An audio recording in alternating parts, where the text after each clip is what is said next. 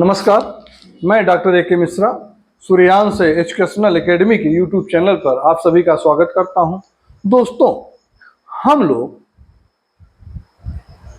अभी तक खिलजी वंश को पढ़ रहे थे। खिलजी वंश में हम लोगों ने देखा कि गाजी मलिक तुगलक जो दीपालपुर का सूबेदार था, वह अनेक अमीरों के साथ लेकर खुसरो शाह के विरुद्ध कूच कर देता है। ठीक है, और आप देखेंगे कि 5 सितंबर 1320 ईस्वी को गाजी मलिक तुगलक तथा खुसरो शाह के मध्य क्या होता है, एक युद्ध होता है जिसमें खुसरो शाह जो है पराजित होता है। खुसरो शाह पराजित हो जाता है। तो आप देखेंगे कि 8 सितंबर 1320 ईस्वी को अमीरों और सरदारों की सहमति से गाजी मलिक तुगलक है, वो जो है गयासुद्दीन तुगलक शाह के नाम से दिल्ली की गद्दी पर बैठता है। ठीक है, आप देखेंगे कि वह जो है गयासुद्दीन तुगलक के नाम से सिंहासन पर बैठता है और शुरू हो जाता है। ठीक है, आप देखेंगे सबसे पहले हम लोग तुगलक वंश के बारे में थोड़ी सी जानकारी ले लेते हैं, फिर आगे बढ़ते हैं। ठीक है, आप देखेंगे कि तुगलक वंश के अंतर्गत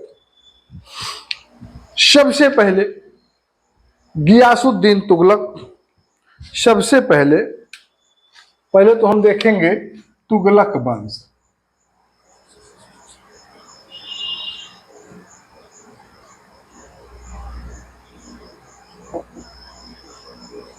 तुगलक वंश आप देखेंगे, तुगलक वंश का जो शासन काल है ये 1320 ईस्वी से 1394 ईस्वी तक।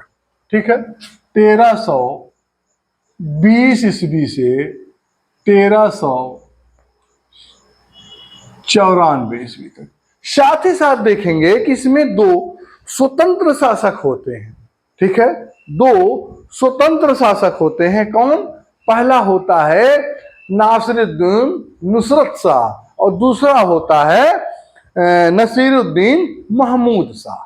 ठीक है, इन सबको अगर हम मिला लेते हैं तो 1320 से जो तुगलक वंश का शासन काल जाता है वो जाता है 1413 ईस्वी तक। ठीक है, इसमें सबसे पहले आप देखेंगे गियासुद्दीन तुगलक, जिसका क्या नाम था? गाजी मलिक तुगलक। गाजी मलिक तुगलक गियासुद्दीन तुगलक शाह के नाम से दिल्ली की गद्दी पर बैठता है और उसका जो सन होता है, कितने वर्ष तक बैठता है? तो 1320 से 1325 ईस्वी तक। और आप देखेंगे कि ये जो गाजी मलिक तुगलक है, जो गियासुद्दीन फिरोज तुगलक शाह के नाम से दिल्ली की गद्दी पर बैठता है, वह जो है हिंदू माता से उत्पन्न शासक था। वह उसकी मां जो थी क्या थी? हिंदू थी। ठीक है, फिर उसके बाद आप देखेंगे कि मोहम्मद बिन तुगलक दिल्ली की गद्दी पर बैठता है। उसका जो शासन काल होता है 1325 ईस्वी से 1351 ईस्वी तक। 1325 ईस्वी से 1351 ईस्वी तक कौन रहता है? मोहम्मद बिन तुगलक। और साथ ही साथ आप देखेंगे कि इसने अपनी राजधानी दिल्ली से दौलताबाद कर दी थी। और इसी के साथ सबसे बड़े साम्राज्य व सबसे ज्यादा विद्रोह अगर किसी ने झेला था तो कौन झेला था? मोहम्मद बिन तुगलक। इसका जो है सबसे बड़ा साम्राज्य था और सबसे ज्यादा विद्रोह भी इसी ने झेला था। इसके बाद आप देखेंगे मोहम्मद बिन तुगलक के बाद फिरोज शाह तुगलक क्या है? दिल्ली की गद्दी पर बैठता है। उसका जो शासन काल होता है वो 1351 ईस्वी से 1388 ईस्वी तक होता है। ठीक है, इसके बाद आप देखेंगे कि फिरोज शाह तुगलक के बारे में कहा जाता है कि यह भी जो है हिंदू माता से उत्पन्न, इसकी भी मां क्या थी? हिंदू थी और इसे क्या कहा जाता था, इसे एक सच्चा मुस्लिम शासक जो है कहा जाता था। ठीक है, अब इसके बाद आप देखेंगे कि इसके बाद चौथे नंबर पे गियासुद्दीन तुगलक शाह सेकंड, गियासुद्दीन तुगलक शाह सेकंड जो है फिरोज शाह तुगलक के बाद दिल्ली की गद्दी पर बैठता है। उसका जो शासनकाल होता है, उसका शासनकाल 1388 ईस्वी से 1389 ईस्वी। ठीक है, इसके बाद आप देखेंगे कि चूंकि इसकी हत्या कौन करता है, इसकी हत्या अबू बकर शाह करता है। अबू बकर शाह जो है दिल्ली की गद्दी पर 1389 ईस्वी से 1390 ईस्वी तक बैठता है। इसके बाद आप देखेंगे कि अबू बकर के बाद ये 2 से 1 साल के अंदर, 1 से 1.5 साल के अंदर 3 शासक जो है दिल्ली में चेंज हो जा रहे हैं। आप देखेंगे कि अबू बकर शाह के बाद नसीरुद्दीन मोहम्मद शाह 1390 में दिल्ली की गद्दी पर बैठता है और 1390 में ही दिल्ली की गद्दी से पदच्युत कर दिया जाता है।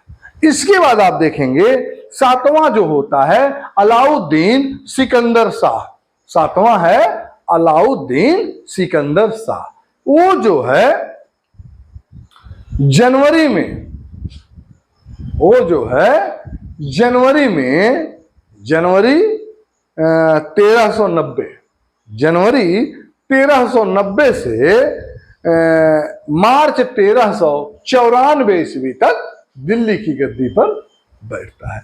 इसके बाद आप देखेंगे कि 2 स्वतंत्र शासक, मतलब कि अब दिल्ली की गद्दी में भी क्या होता है, बंटवारा हो जाता है। 2 स्वतंत्र शासक दिल्ली पर या दिल्ली साम्राज्य पर, ऐसा कहा जाता है कि सल्तनत कालीन साम्राज्य पर अब यहाँ 2 शासक राज्य कर रहे हैं। कौन कौन?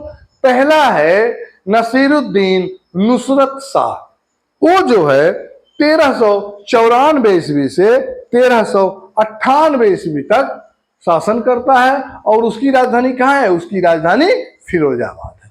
लेकिन आप देखेंगे नसीरुद्दीन महमूद शाह 1394 ईस्वी से 1394 ईस्वी में दिल्ली की गद्दी पर बैठता है, उसकी राजधानी दिल्ली रहती है।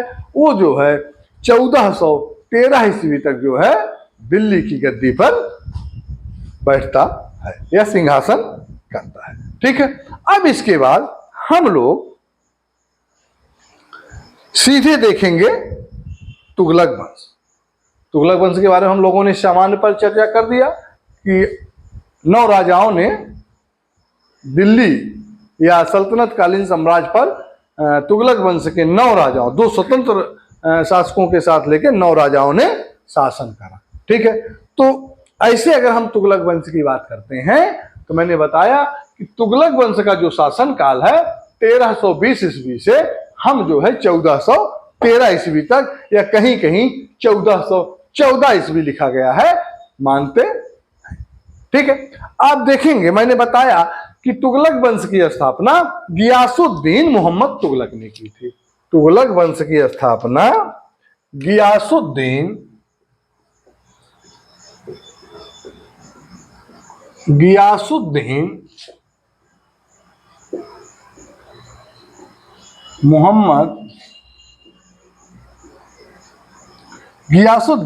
मोहम्मद तुगलक ने की थी। दिल्ली सल्तनत काल में आप देखेंगे कि तुगलक वंश के शासकों ने सबसे अधिक समय तक राज किया था। कौन? तुगलक वंश के शासकों ने लगभग कितना? लगभग 94 वर्ष तक, 94 वर्ष तक तुगलक वंश के शासकों ने राज किया था। दिल्ली पर शासन करने वाले तुर्क राजवंशों में अंतिम कौन थे? तुर्क राजवंश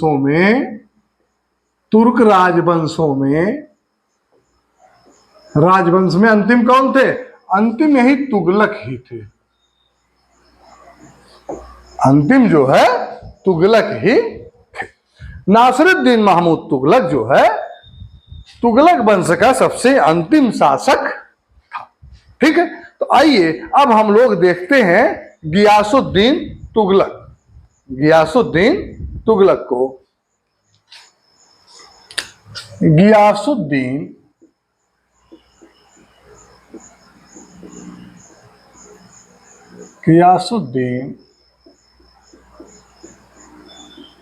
तुगलक, इसका जो शासनकाल है, इसका शासनकाल 1320 से 1325 ईस्वी तक है। ठीक है, आप देखेंगे कि यह जो है तुगलक वंश का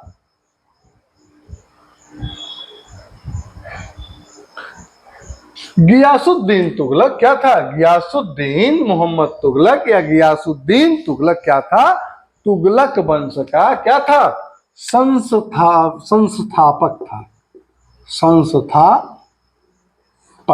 ठीक है, संस्थापक था। वास्तविक नाम इसका क्या था? गाजी मलिक। मैंने बताया कि दीपालपुर का सूबेदार था गाजी मलिक। इसका वास्तविक नाम क्या था? इसका वास्तविक नाम था गाजी मलिक। ठीक है, इसका वास्तविक नाम गाजी मलिक था। यह जो है क्या था? यह जो है करौना तुर्क शासक था, शाखा का था। किसका? करौना तुगलक। इसकी जो है तुगलक क्या थी? तुगलक जो है इसकी उपाधि थी। तुगलक क्या थी? तुगलक इन लोगों की क्या थी? तुगलक जो है इन लोगों की उपाधि थी। ठीक है, आप देखेंगे अपने नाम में गाजी शब्द कौन जोड़ा? गियासुद्दीन तुगलक। ठीक है, गियासुद्दीन तुगलक अपने नाम में क्या जोड़ा? गाजी जोड़ा। क्यों जोड़ा? गाजी का मतलब होता है गाजी या गाजी का मतलब होता है काफिरों का वध करने वाला। काफिरों का वध करने वाला। ठीक है, जन्म से जो है गियासुद्दीन क्या था? भारतीय था। इसकी माता क्या थी? इसकी माता जो है एक जाट कन्या थी। ठीक है, इसकी माता एक जाट कन्या थी। मंगोल को पराजित करने के कारण वह क्या? मंगोल के पराजित करने के कारण जो इसका नाम गाजी मलिक है, मंगोल को जब पराजित करता है तो इसको क्या अपने नाम के आगे या आप कह सकते हैं कि मलिक नाम से मंगोल को पराजित करता है तो मलिक नाम से इसको प्रसिद्धि मिलती है।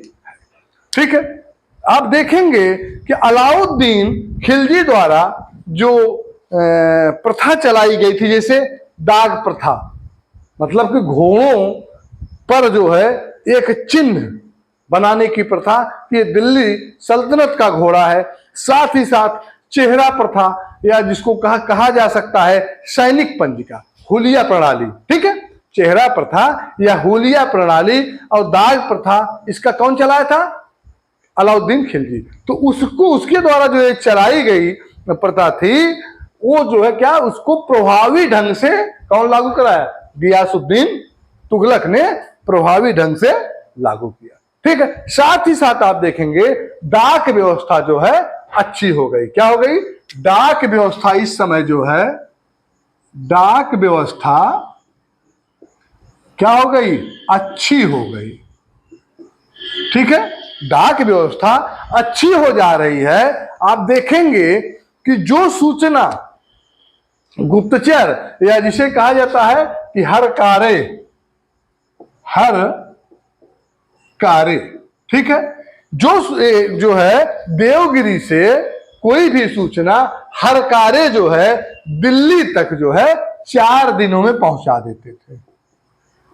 ठीक है, तो डाक व्यवस्था जो है पूर्ण रूप से सुदृढ़ हो चुकी थी। साथ ही साथ आप देखेंगे कि जब भी ये क्वेश्चन पूछा गया है तो आप लोग ध्यान दीजिएगा कि जब भी एक क्वेश्चन आए कि डाक प्रणाली को पूर्णतः व्यवस्थित करने का श्रेय किसे जाता है, डाक प्रणाली को पूर्णतः सुव्यवस्थित करने का श्रेय किसको जाता है, इसका श्रेय गियासुद्दीन मोहम्मद तुगलक या गियासुद्दीन तुगलक को जाता है।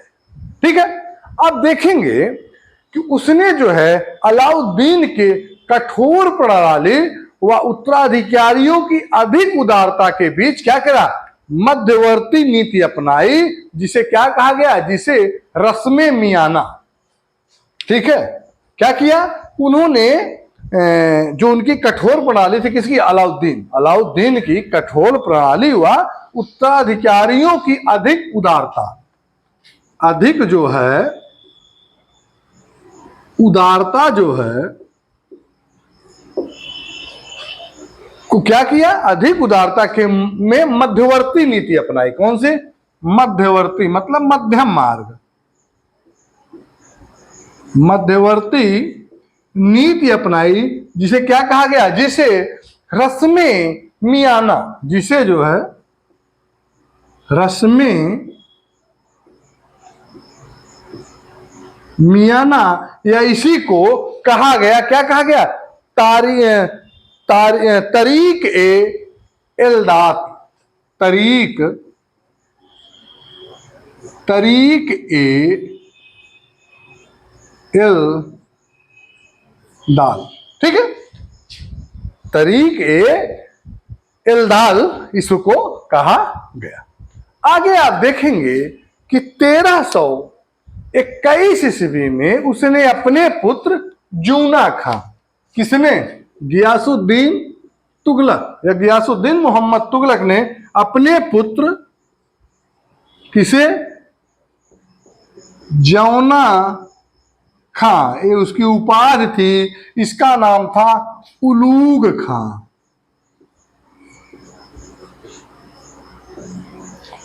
उलूग खां को एक सेना के साथ कहां, तेलंगाना पर आक्रमण के लिए भेजता है। ठीक है, तेलंगाना पर उलूग खां को तेलंगाना पर आक्रमण के लिए भेजता है। आप देखेंगे कि जूना खां क्या करता है, या जौना खां ने राजधानी वारंगल के दुर्ग पर क्या करता है, तेलंगाना की राजधानी वारंगल के दुर्ग पर क्या करता है, घेरा डाल देता है। ठीक है, घेरा डाल देता है एवं, या कहा जा सकता है कि घेर लेता है एवं प्रताप रुद्र देव पर सुल्तान की अधीनता स्वीकार करने के लिए दबाव डालना प्रारंभ कर देता है। किसके ऊपर, प्रताप रुद्र देव। उस समय तेलंगाना के शासक कौन थे, प्रताप रुद्र देव।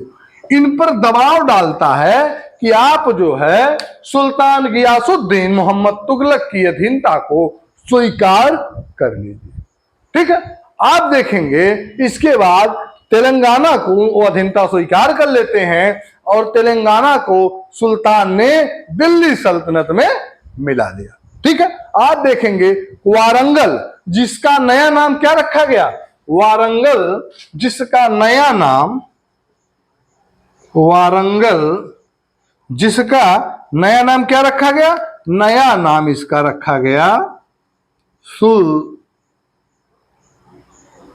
सुल्तानपुर रखा गया। दक्षिण में जो है सल्तनत की राजधानी कहां बन गई, सुल्तानपुर बन गई थी। यही जो है दक्षिण में सल्तनत की राजधानी बन गई है।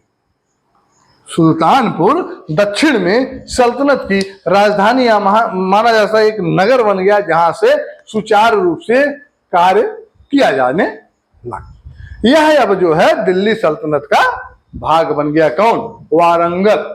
ठीक है, फिर आप देखेंगे कि गियासुद्दीन तुगलक का या गियासुद्दीन मोहम्मद तुगलक का दूसरा आक्रमण जो है उड़ीसा में स्थित जाज नगर पर हुआ। किस पे, उड़ीसा में स्थित, उड़ीसा में स्थित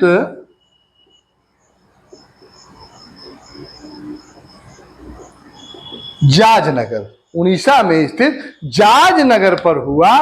वहां के राजा भानुदेव द्वितीय ने, वहां के राजा भानुदेव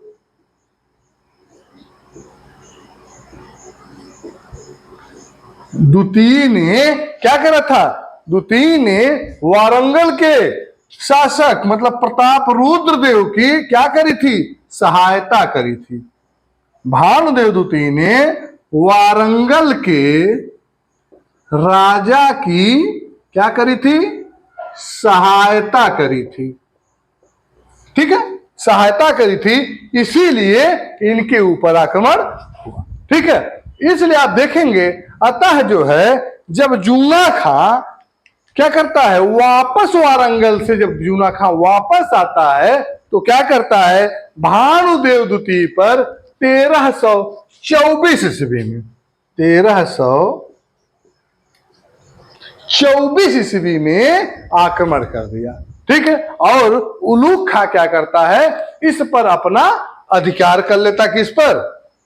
जाज नगर पर, उड़ीसा के जाज नगर पर अपना अधिकार स्थापित कर लेता है तथा लूट में मिले धन के साथ क्या करता है? दिल्ली राजधानी वापस आ जाता है। ठीक है, आप देखेंगे किसका जो उल्लेख है, इसका उल्लेख जो है या ऐसा कह सकते हैं कि 1324 में जो जूना खां आक्रमण करता है, इसका उल्लेख राजमुंदरी से एक अभिलेख प्राप्त हुआ है। राजमुंदरी से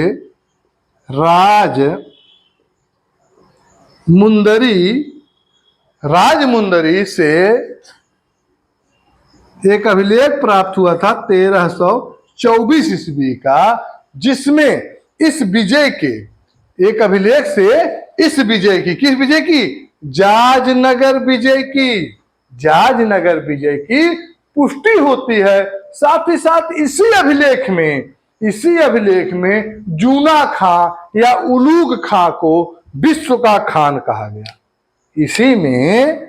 इसी अभिलेख में जूना खां, जिसका नाम क्या था? उलूग खां, इसे क्या कहा गया? इसे विश्व का खान कहा गया है। इसे विश्व का खान कहा गया है। ठीक है, फिर आप देखेंगे कि इसने जो है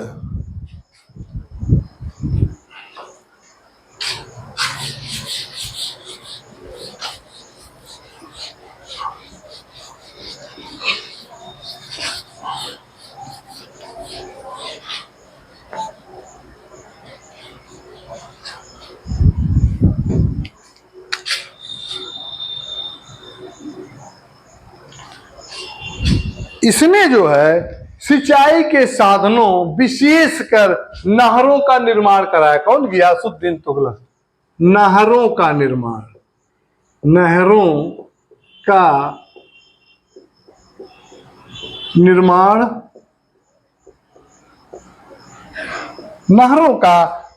करवाया तथा अकाल संहिता का निर्माण, तथा इसका अकाल संहिता बहुत इंपॉर्टेंट है, ध्यान दीजिएगा।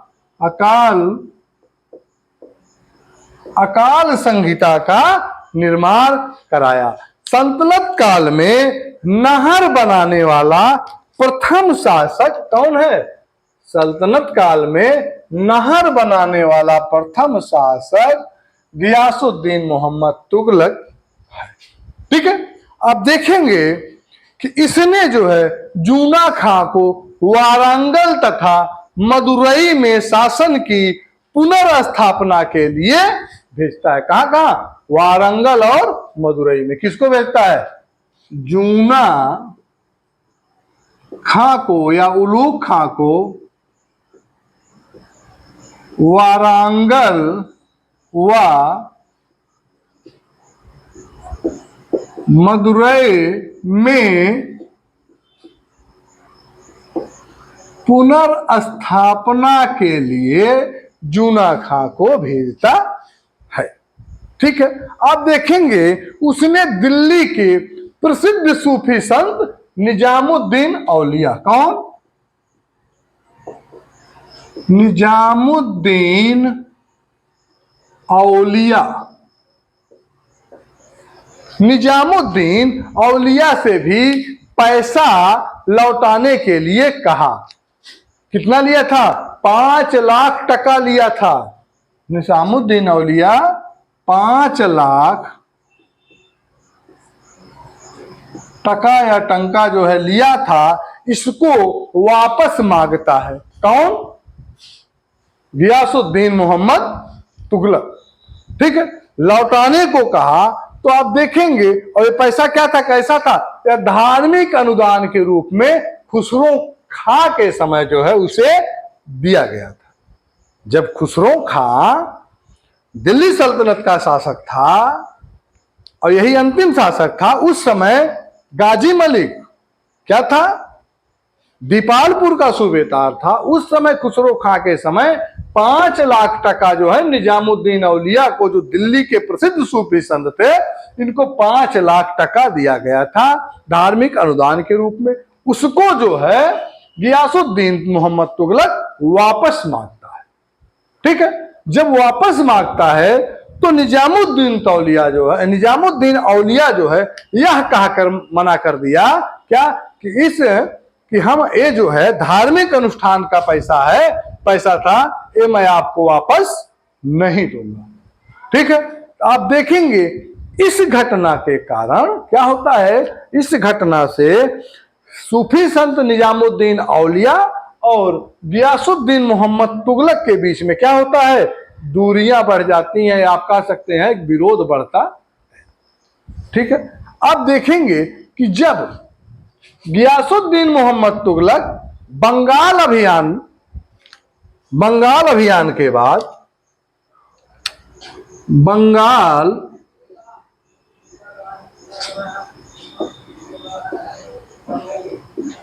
अभियान के बाद गियासुद्दीन तुगलक जो है एक संदेश देता है। किसके पास देता है? निजामुद्दीन औलिया के पास। निजामुद्दीन औलिया के पास एक संदेश भेजता है, कहता है कि राजधानी में प्रवेश से पूर्व वह क्या करे? दिल्ली छोड़ दे। वो धमकी देता है कि या तो आप 5 लाख टका वापस कर दो, नहीं तो मेरे दिल्ली में प्रवेश से पहले निजामुद्दीन औलिया तुम दिल्ली छोड़ दोगे, नहीं तो क्या करूंगा? नहीं तो जाहिर सी बात है खाल निकलवा कर भूसा भरवा दो। लेकिन शेख का उत्तर क्या था? निजामुद्दीन औलिया शेख का उत्तर था, दिल्ली अभी दूर है। क्या है? दिल्ली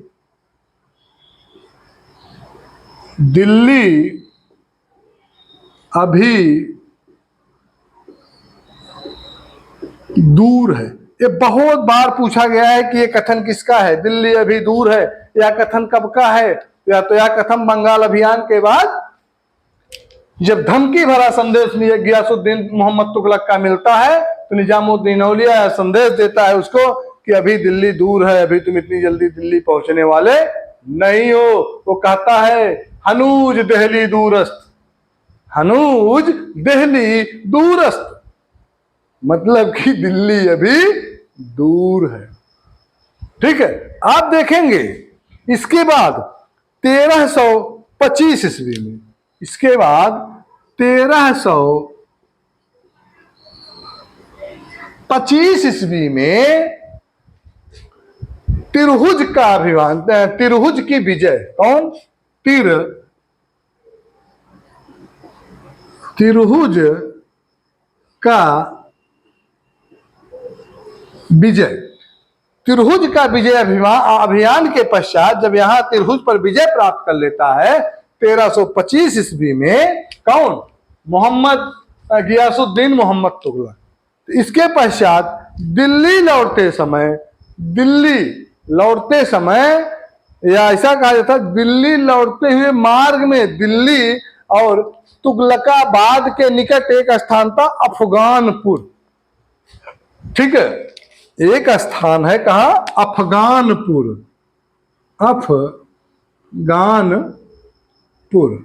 अफगानपुर में क्या होता है कि सुल्तान की क्या होती है, मृत्यु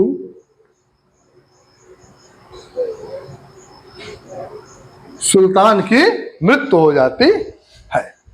ठीक है, अब आप देखेंगे कि सुल्तान की मृत्यु के बाद मोहम्मद बिन तुगलक 1325 ईस्वी से 1331 ईस्वी तक दिल्ली के सिंहासन पर बैठता है।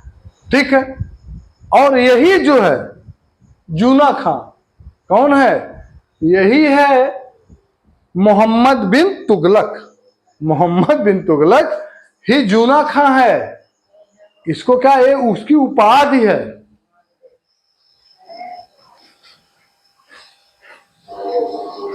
ये जो है उसकी उपाधि है।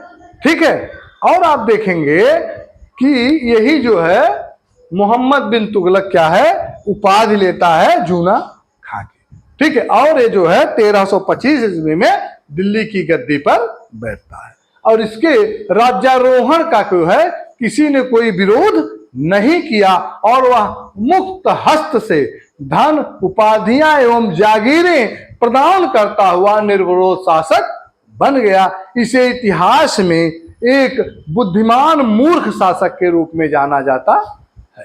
किसको, मोहम्मद बिन तुगलक को इतिहास में एक बुद्धिमान मूर्ख शासक के रूप में जाना जाता है। ठीक है, मोहम्मद बिन तुगलक वंश के संस्थापक गियासुद्दीन मोहम्मद तुगलक जो है, या मोहम्मद बिन तुगलक के नाम से संस्थापक गियासुद्दीन तुगलक का ज्येष्ठ या बड़ा पुत्र था, जिसका नाम क्या था, जिसका मूल नाम जूना खां या जौना खां या उलूग खां था। उसके पिता ने जूना खां की शिक्षा की समुचित व्यवस्था जो है की थी। वह सैनिक और बौद्धिक गुणों से परिपूर्ण था। वह एक क्या था, बुद्धिवादी शासक था। ठीक है, अब देखेंगे कि एक शासक है इब्न बतूता, जिसका एक पुस्तक है रेहला। वह अफ्रीकी यात्री है। अफ्रीकी यात्री इब्न बतूता कहता है कि गियासुद्दीन तुगलक ने तुगलकाबाद में स्वर्ण जटित ईंटों से एक महल बनवाया, और उसके अंदर क्या करा, उसके अंदर एक कुंड बनाकर जो है सोने से भर दिया था, और मोहम्मद तुगलक इच्छा अनुसार इस धन का क्या करता था, उपयोग करता था। ठीक है, तो हम लोग अब नेक्स्ट वीडियो में मोहम्मद बिन तुगलक को पढ़ेंगे। ठीक है, मोहम्मद तुगलक को या मोहम्मद बिन तुगलक को पढ़ेंगे। ठीक है, आज बस इतना ही। बस आप लोगों से निवेदन है कि मेरे इस वीडियो को अधिक से अधिक शेयर करिए, सब्सक्राइब करिए, लाइक करिए, लोगों तक इस कंटेंट को पहुंचाइए, जिससे कि आने वाले प्रतियोगी परीक्षाओं में लोग इस कंटेंट के माध्यम से लाभान्वित हो सके। इन्हीं शब्दों के साथ नमस्कार।